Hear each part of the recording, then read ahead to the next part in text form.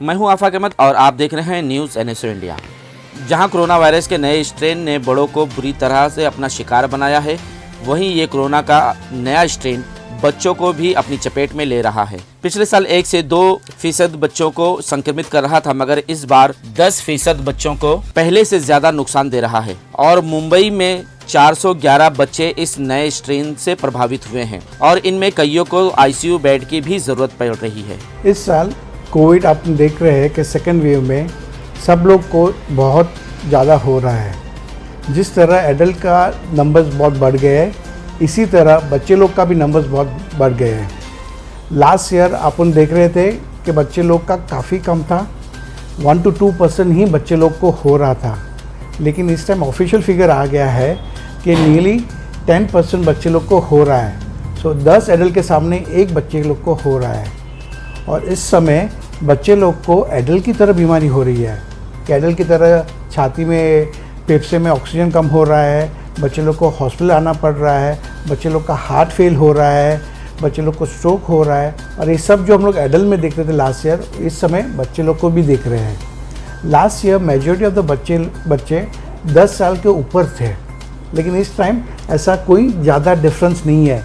छोटे बच्चे 10 साल के नीचे 5-6 साल वाले भी काफ़ी हो रहे हैं। इस साल हम लोग देख रहे हैं हर 2-3 केसेस दिन में हमको नए केसेस मिल रहे हैं जिसमें बच्चे पॉजिटिव आ रहे हैं। मोस्ट ऑफ द पेशेंट 80 से 90% पेशेंट को कुछ ज़रूरत नहीं होता है, जस्ट नॉर्मल ताप का कंट्रोल करने की गोली या सिरप दे दीजिए और थोड़ा मल्टीविटामिन्स दीजिए। बाकी बच्चे लोग में कुछ ज़्यादा करते भी नहीं हैं। थोड़े बच्चे लोग को फीवर थोड़ा ज़्यादा लगता है, 5 से 6% को, तो उनको हम लोग इन्वेस्टिगेट करते हैं। लेकिन इस समय नियरली 5% पेशेंट को हॉस्पिटल लग रहा है कि उनको भी ऑक्सीजन गिर रहा है, लूज मोशन, डायरिया ज़्यादा हो रहे हैं। हमेशा हम लोग डायरिया का कारण कुछ इंडिया में पॉइजनिंग या फूड इन्फेक्शन के लिए देखते थे।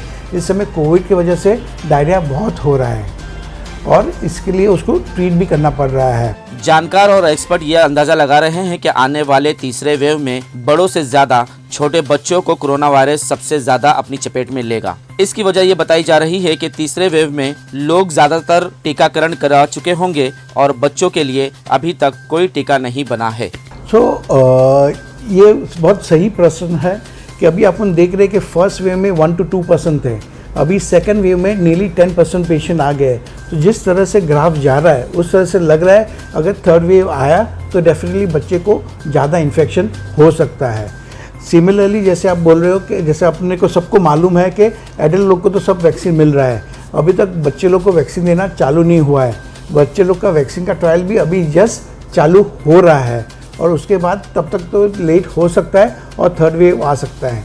इसीलिए जिस तरह सरकार प्लानिंग कर रही है, ऑलरेडी बॉम्बे में BMC और स्टेट गवर्नमेंट प्लानिंग चालू कर दिया है कि थर्ड वेव के लिए बच्चे लोग के लिए क्या करना चाहिए। हम लोग मुंबई क्रिटिकल केयर, जिसका मैं सेक्रेटरी हूँ, हम लोग ने भी गवर्नमेंट को ये पहले भी पूछा था बीच में जब बॉम्बे में कोविड के कारण पेशेंट्स कम आ रहे थे। तो इससे हमको लग रहा है कि थर्ड वेव के लिए तैयारी करनी चाहिए।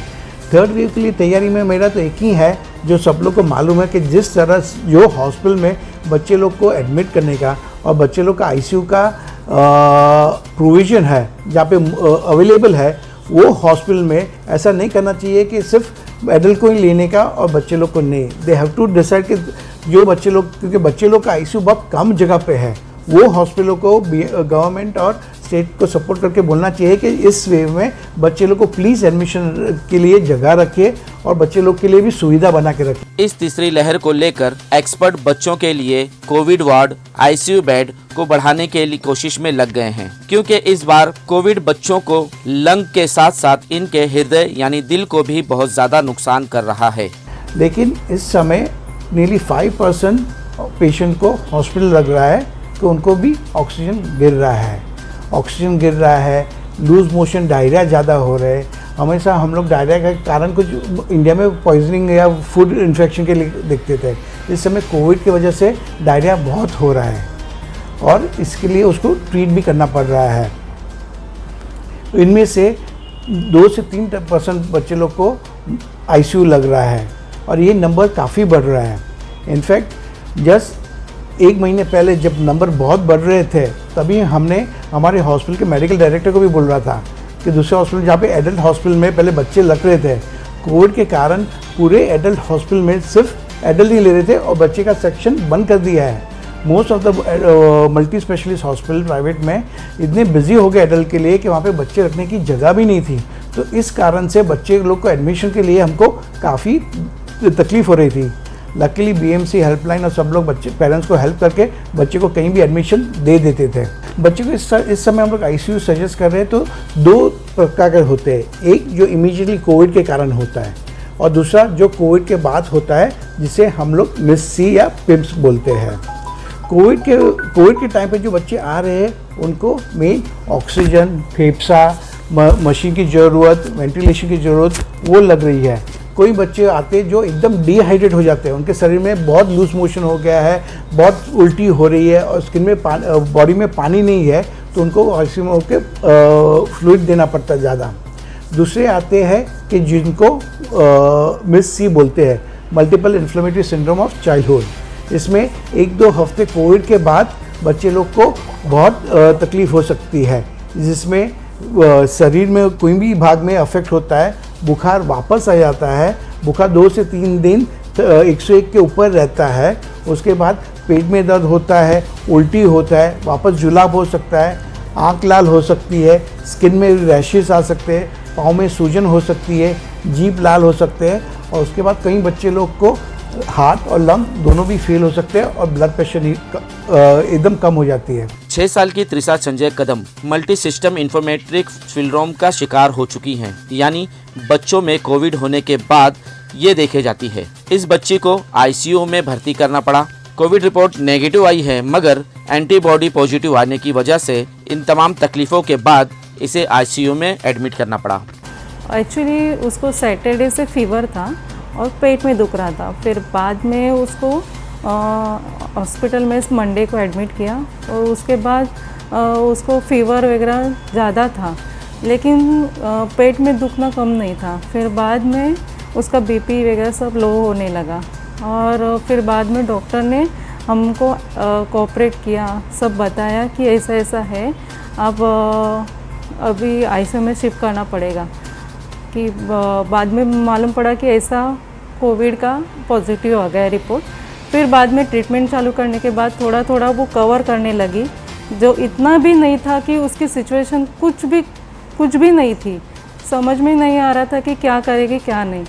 फिर बाद में डॉक्टर ने हम लोग को बहुत सपोर्ट किया, सब डॉक्टर खूब बहुत अच्छे हैं, सब ने अच्छा से मेरे बेटी को बहुत, मतलब उसका जन्म हो गया दूसरा, ऐसा समझ लो, ऐसा हो गया।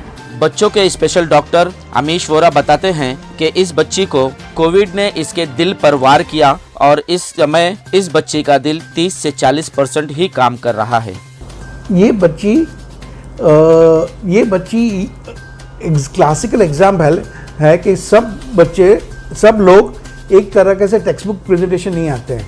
ये बच्ची आई थी तो उसको बुखार था और पेट में बहुत दर्द था, तो हम लोग यूजुअली पेट का सोचते हैं, तो हम लोग को लगा कि सर्जन को एक बार दिखा देना चाहिए। तो यहाँ के पीडियाट्रिशियन ने उनको सर्जन को दिखाया, तो सर्जन को लगा कि नहीं, ये तो पेट का कुछ है नहीं, आप बुखार का देखिए। बुखार का इन्वेस्टिगेशन में थोड़ा इन्फेक्शन आया, तो इन्फेक्शन के लिए ट्रीट कर रहे थे। बाद में पता चला कि बुखार कम नहीं हो रहा है, और उसका थोड़ा ब्लड प्रेशर बॉर्डर लाइन रहा। जैसे ही ब्लड प्रेशर बॉर्डर लाइन रहा, उन्होंने आईसीयू डॉक्टर को बुलाया। आईसीयू डॉक्टर यहाँ के चिल्ड्रंस हॉस्पिटल में तुरंत पकड़ लिया कि ये ब्लड प्रेशर कम हो रहा है और तुरंत हमारे कंसल्टेंट डॉक्टर इरफान खान को बुला दिया। उन्होंने उसी रात को बच्चे को देखते ही बोला कि नहीं, ये मिस-सी है और इसका एंटीबॉडीज़ करके इसको आईसीयू में शिफ्ट करो। हम लोग ने उसको आईसीयू में शिफ्ट किया, उसको मशीन पर रखना पड़ा। उसका ब्लड प्रेशर बहुत कम था, एक ब्लड प्रेशर की दवाई से नहीं लेकिन 3 ब्लड प्रेशर की दवाई देनी पड़ी। उसके बाद उसको स्टेरॉइड देना पड़ा और वो स्टेरॉइड भी हाई डोज देना पड़ता है ये बच्चे को। और उससे अच्छा है, वो उससे मोस्ट इम्पॉर्टेंट है कि जब बच्चे का ब्लड प्रेशर और ये ऐसे मिस-सी आता है, उसमें एक बहुत महंगी दवाई आती है इम्यूनोग्लोबुलिन। ये इम्यूनोग्लोबुलिन जब ब्लड प्रेशर गिरता है उनके लिए जान सेवक मेडिसिन है और ये जान सेवक मेडिसिन काफ़ी एक्सपेंसिव है। तो हमको वो पेरेंट्स को सपोर्ट करके वो दवाई उन्होंने तुरंत हम लोग ने मंगा के चालू कर दिया, और वो दवाई के चालू करने से ही 1-2 दिन में ही बच्चे का ब्लड प्रेशर स्टेबल हो गया। 3 दिन में एकदम ब्लड प्रेशर की दवाइयाँ सब ख़त्म हो गई और बंद किया गया, मशीन से निकाल दिया 2 दिन पहले। और अभी हम लोग देख रहे हैं कि 2 दवाइयाँ सब हो गई है, हार्ट अभी तक फुल्ली रिकवर नहीं हो गया है। आज एक हफ्ता हो गया है, बच्ची दिखने में तो सब नॉर्मल लगता है, लेकिन अंदर का हार्ट अभी भी सिर्फ 30-40% ही चल रहा है। और इसके लिए हमको उनको फॉलोअप करना पड़ेगा 2 हफ्ते और 1 महीने में, और आगे चल के भी कि ये हार्ट बराबर हो जाना चाहिए। डॉक्टरों का कहना है कि अपने साथ साथ अपने बच्चों का भी ख्याल रखें, इनमें आने वाली हर बदलाव को देखते रहें और अपने डॉक्टरों से संपर्क करें और पूरी तरह से जांच कराएं, क्योंकि आपके घर का नन्हा सितारा आपकी लापरवाही की वजह से आपसे दूर ना हो जाए। जो गवर्नमेंट, WHO और सबसे बोल रहे हैं, हम लोग उसको बोलते हैं अपना SMS, हाँ, सैनिटाइज, हाथ साफ रखिए, हाथ को सैनिटाइज करते रहिए। बच्चे लोग को भी मास्क पहनाना चालू कर दीजिए। हमारे बहुत सारे बच्चे हैं 2 साल के कम भी है, अभी उन लोग का मास्क निकालते तो रोना चालू कर देते हैं, तो वो बोलते हैं कि पेरेंट्स ने उनको बराबर तैयारी की है। तो ऐसे नहीं कि बच्चा छोटा नहीं पहनेगा। तो बहुत सिंपल चीज़ होता है कि घर में मास्क से खेलना चालू कीजिए। मास्क के ऊपर बहुत सारे कार्टून्स आते हैं टीवी पे, वो कार्टून दिखाइए कि सुपर हीरो भी कैसे मास्क पहन के घूमता है, तो उस तरह से बच्चे लोग को भी एक इंस्पिरेशन मिलेगा कि ऐसा करना नॉर्मल है। और अभी आजकल सब लोग देख रहे हैं, और अपने को हाईलाइट करना पड़ता है कि कोई भी बाहर जाता है तो मास्क पहनते हैं, और जब बच्चा को दिखाना चाहिए कि पापा मम्मी बाहर जा रहे हैं तो हम लोग मास्क पहन रहे हैं, तो बच्चा भी उनसे देख के सीख जाएगा कि बाहर जाए तो मास्क पहनना चाहिए। मोस्ट इम्पॉर्टेंट इंडिया में जो तकलीफ़ है वो ये है कि सोशल डिस्टेंसिंग, SMS का तीसरा भाग है सोशल डिस्टेंसिंग के, थोड़ा गैप और रखना चाहिए, तो अपना डिस्टेंस थोड़ा मेंटेन करना चाहिए। कम से कम 3 से 6 फुट का डिस्टेंस बाहर गए तो रखना चाहिए सब लोगों के बीच में। तो अपना ये जो बेसिक 3 चीज़ करेंगे SMS, जिसमें है सैनिटाइज, हाथ क्लीन रखो, मास्क पहनो और सोशल डिस्टेंसिंग मेंटेन करो, इतना करेंगे तो भी अच्छे तरह से बचा सकते हो। हम और हमारी NSO की टीम भी आपसे निवेदन करती है कि अपने बच्चों का खास ख्याल रखें। आज तक के लिए इतना ही। देश विदेश की खबरों के लिए देखते रहें न्यूज़ NSO इंडिया।